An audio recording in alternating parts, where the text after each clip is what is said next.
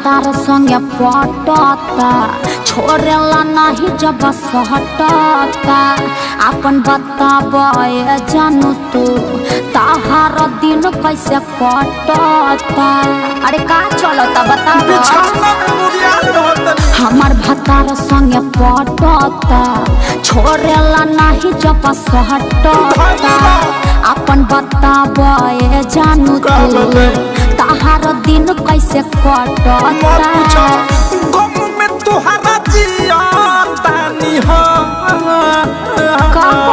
कि जब से चल गइलू दे के गम हथियार धक सुधानी हो तो अइबू नहीं हर तक काट देम सनम हथियार धक सुधानी हो। अरे बाबूजी खेला बैठ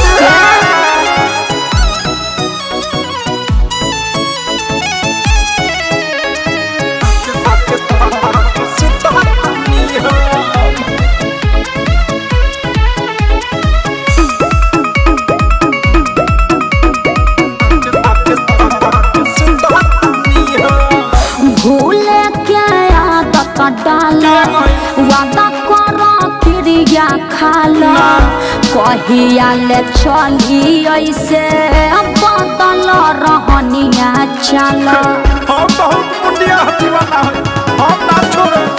अपने तकाटो तारू राजा संगे महाजा हमारा साजा मिलता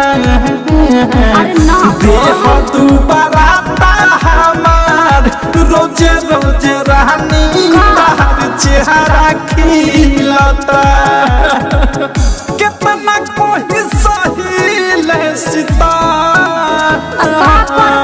कि जब से चल गइलू दे के गम हथियार धक सुधतनी हो अइबे नहीं हर तक कटबौ सनम हथियार धक सुधतनी हो। आवा कहियो खाली भेटा।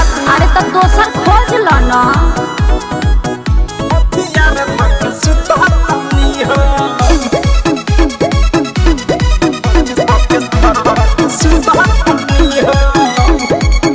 याद तोहर आवे जब जब मन करे मिलली तब तब रहनी अकेले घर में यही से खाना पैनी लब लब।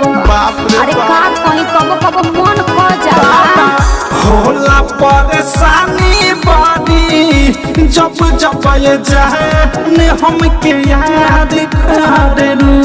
अरे हमेशा कहिला हो देश विष्णुपुरी कहे सबसे जवानी बर्बाद करे। अरे तो इहे लिखल रहे शक्ति प्रियांशु निकले दाम कि जब से चल गइलू दे के गम हथियार धक सुधतनी हो अइबू हवा तक काट देम सनम हथियार धक सुधतनी हो। बाप रे बाप हमार भतार संगे पटता छोड़ेला नहीं जब सहटता अपन बताब जानू तू ताहार दिन कैसे कटता। तुहरा जियानी हो कि जब से चल गइलू दे के गम हथियार धक सुधतनी हो तो अइबू नहीं हर तक काट देम सनम हथियार धक सुधतनी हो। अरे तो का करब तू बियाह कर जाए मठ में रह जाए।